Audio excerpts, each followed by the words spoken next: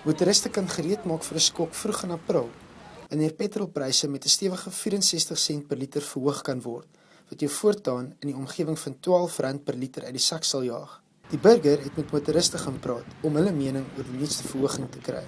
I think it's a bit mad because I drive a 1400 and fuel is already expensive, going up another 64 cents. It's totally crazy. Wel, het raak alles van meer petrol is, spandeer meer op petrol, so op begroting gaan 'n krag vat. Eintlik om baie eerlik met u te wees, meneer, ek het eintlik 'n foto gemaak oor die ANC te stem. En hulle is besig eintlik om ons land in die afgrond te dryf. Vir die doodeenvoudige rede is dat hulle begroting werk hulle net vir hulle self uit te boek. Hulle vergiet van die manne in die straat. Wel, kyk as student, ons het nie baie geld nie. En ek is nie van so wel-af familie nie. So dit gaan moeilik wees. Ek moet baie rondry om onderhoude te doen want ek sukkel om werk te kry. Ek sal 'n kar hê, ja, maar ek sal nie kan bekostig om my kar te ry nie.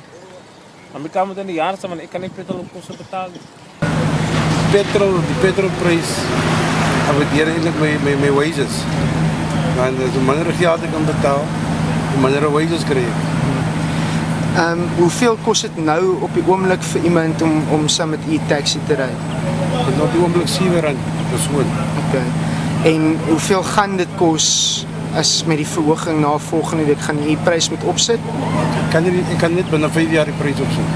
Ek kom van Citrusdal af, so om op die oomblik by my ouers te gaan kuier, dis my R500 om so intrent terug te ry. Okay, en so jy dink jy gaan minder by jou ouers uitkom? Ja, definitief. Ek was soos wat dit nou is, ek het 2 maande laas by hulle. So ek kan net die koste doen om hulle te gaan kuier.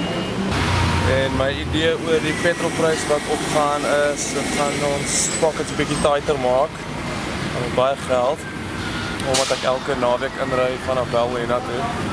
So ja, dit is 'n negatiewe invloed op ons lewe.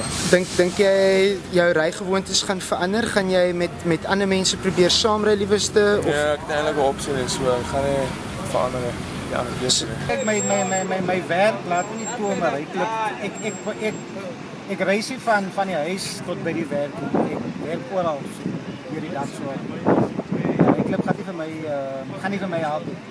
Dit is onveilig om op 'n boegie te ry en ook dit reën so baie, so dit gaan net heeltemal nie werk nie.